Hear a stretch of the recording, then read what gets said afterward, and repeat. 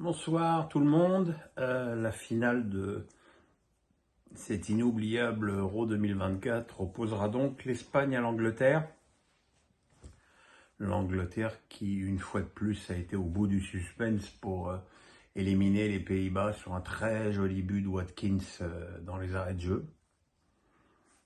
C'est pourtant les Pays-Bas qui avaient ouvert le score sur un but, une très belle frappe de Xavi Simons, sur laquelle Pickford n'est pas inoubliable, mais bon, la frappe reste quand même très belle. Et puis derrière,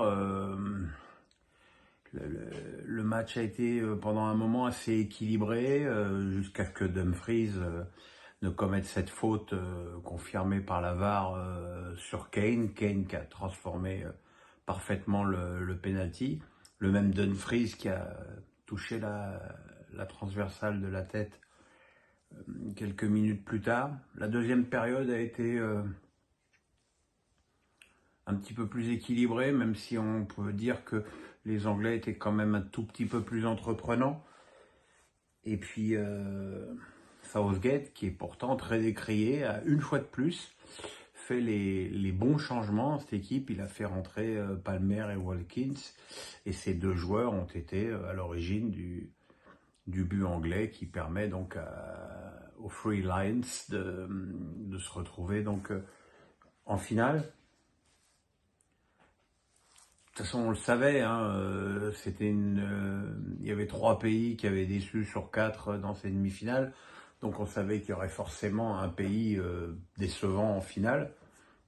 Ce sont les Anglais. Pourtant, rien dans leur parcours,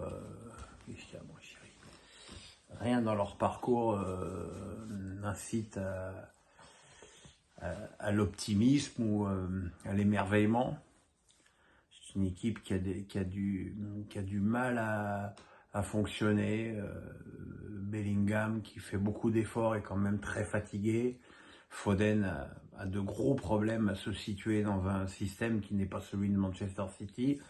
Saka fait quand même toujours des différences. Et puis Kane, il fait ce qu'il peut avec le peu de ballon qu'il a. Mais il n'empêche que la défense à 3 des Anglais fonctionne bien. Quant aux Pays-Bas, ils ont eux peuvent dire au moins qu'ils sont montés en puissance sur leur dernier match. Malheureusement, la blessure assez rapide de Memphis Depay a privé les Pays-Bas d'un argument offensif peut-être un petit peu plus inventif.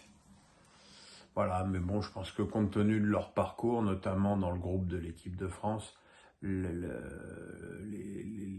Pays-Bas peuvent être plutôt contents de cette place en demi-finale, même s'il est évident que ce soir, c'est certainement la déception qui l'emporte. Voilà, sinon au niveau des Bleus, que dire que Philippe Diallo a confirmé les 2 années de contrat restantes à Didier Deschamps, tout seul dans son coin, sans consulter personne. À l'époque, quand ça avait été Noël Le Graët, ça avait fait un scandale affreux. Là, cette fois-ci, il faut croire qu'il y a d'autres choses, d'autres sujets à traiter que celui-là.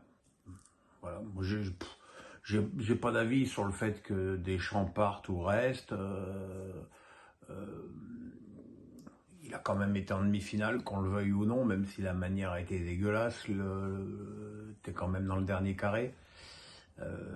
Après, il y a des problèmes, évidemment. Moi, le principal problème que je vois, évidemment, au-delà du problème Griezmann-Mbappé, c'est qu'il y a 7 joueurs dans cette équipe qui n'ont pas joué une minute. Et ça, je trouve que quand tu joues 6 matchs dans une période aussi rapide, c'est pas normal. Donc voilà, il faudra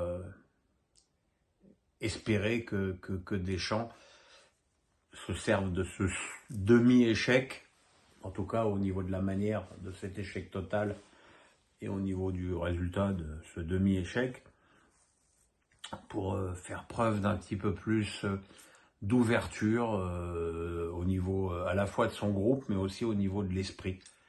Parce que voilà, on ne peut pas non plus se contenter des réponses de Deschamps durant 7 € du genre, mais si ça vous plaît pas, vous avez qu'à regarder une autre chaîne. Non, c'est pas possible ça, c'est impossible.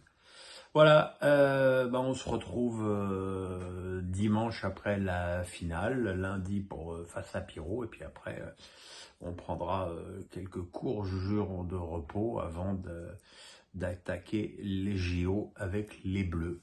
Le pouce, on s'abonne, bonne soirée les amis.